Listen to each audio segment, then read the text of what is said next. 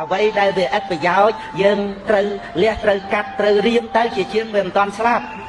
តែស្លាប់ទៅត្រូវចោលឲ្យទាំងអស់ហ្នឹងណាលំបាកតក់ស្លុកសោកស្ដាយដែលយើងអត់ដែលបានរៀនលះរៀនកាត់ណា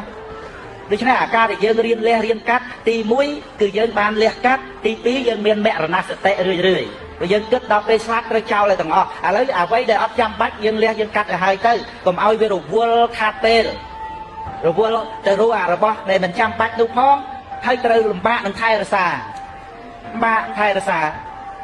ហ្នឹងឯងបាក់ថែរក្សាដូចមានស៊ីមទូរស័ព្ទអញ្ចឹងណា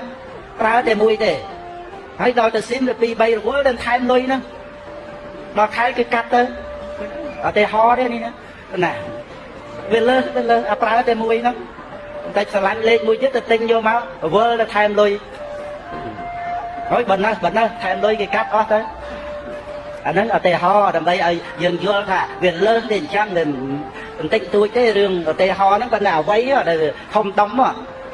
ដែលលើសតាំងពីរឿងភេទយារឿងស្វាមីរឿងស្អីណាយនៃសម្បើម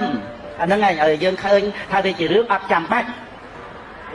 អាហ្នឹងឲ្យយើងយល់ពីរឿងអត់ចាំបាច់ហ្នឹងឲ្យច្បាស់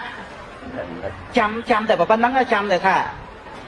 លោកគ្រូក៏ទេថ្ងៃហ្នឹងនៅវិសុទ្ធមគ្គថាអ្វីដែលមិនចាំបាច់ត្រូវ